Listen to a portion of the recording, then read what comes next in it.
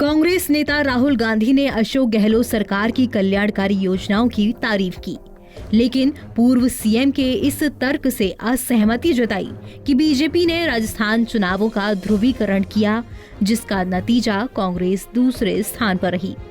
राजस्थान की हार की समीक्षा बैठक में राहुल ने तर्क दिया कि अगर बीजेपी चुनावों का ध्रुवीकरण करने में सफल हो जाती तो कांग्रेस अपना करीब 40% वोट शेयर बरकरार नहीं रख पाती, जो कि बीजेपी से मुश्किल से 2% पीछे था।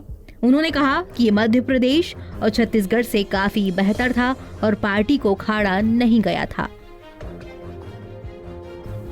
पूर्व सीएम अशोक गहलोत ने पीएम मोदी के नेतृत्व में बीजेपी नेताओं के अभियान के दौरान सांप्रदायिक रुख पर निशाना साधा और अफसोस जताया कि प्रतिद्वंदी ने राज्य सरकार के रिकॉर्ड को चुनौती देकर चुनाव नहीं लड़ा। राहुल इस दावे से सहमत थे कि राज्य की कल्याणकारी योजनाएं पथ प्रदर्शक थीं, लेकिन उन्होंने कहा कि कांग्रेस उन्हें मतदाताओं तक व्यापक तौर से पहुंचाने में विफल रही और कर्नाटक में देखे गए एक सशक्त अभियान का निर्माण यहां नहीं हो सका, रैलियों को छोड़कर।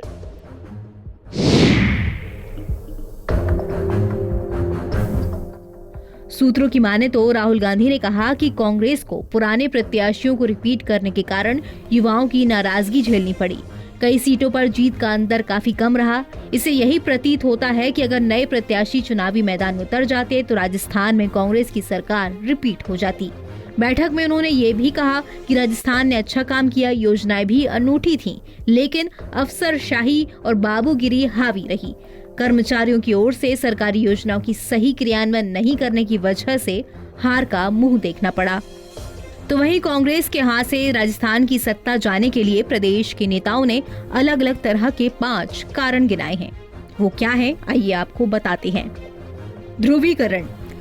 कांग्रेस की हार का सबसे बड़ा कारण ध्रुवीकरण माना गया। अशोक गहलोत समेत प्रदेश के सीनियर नेताओं ने कहा कि चुनाव के आखिरी दिनों में बीजेपी की ओर से हिंदू मुस्लिम वोटों का ध्रुवीकरण किया गया। ध्रुवीकरण के तहत ही संत महंत को टिकट दिए गए और धार्मिक रंग देकर मतदाताओं को प्रभावित किया गया। इससे कांग्रेस को बड़ा नुकसान हुआ। गुर्जरों की नाराजगी। कांग्रेस में पिछले 3 से 4 साल से चली आपसी गुटबाजी के चलते गुर्जर समाज की नाराजगी को भी बड़ी वजह माना गया। ऐसा कहा गया कि समाज का बड़ा वर्ग कांग्रेस से नाराज हो गया और जानबूझकर बीजेपी और दूसरे प्रत्याशियों के समर्थन में मतदान किया, जिसकी वजह से 70 से ज्यादा सीटों पर हार मिली। संगठन की कमजोरी। कई विधानसभा सीटें ऐसी रही जहां कांग्रेस पिछले 2 से 3 चुनाव नहीं जीत पाई। ऐसी विधानसभा सीटों पर कांग्रेस संगठन मजबूती से काम नहीं कर पाया। पार्टी के पदाधिकारियों ने ज्यादा मेहनत ही नहीं की, जिसकी वजह से उन सीटों पर फिर से हार का सामना करना पड़ा। अहंकार भी ले डूबा। कांग्रेस के कई नेता अपने आप को सूरमा मानते रहे।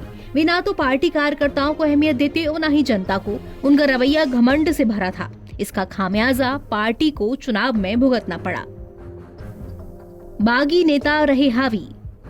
टिकट वितरण के दौरान कांग्रेस के कई नेता बागी हो गए थे।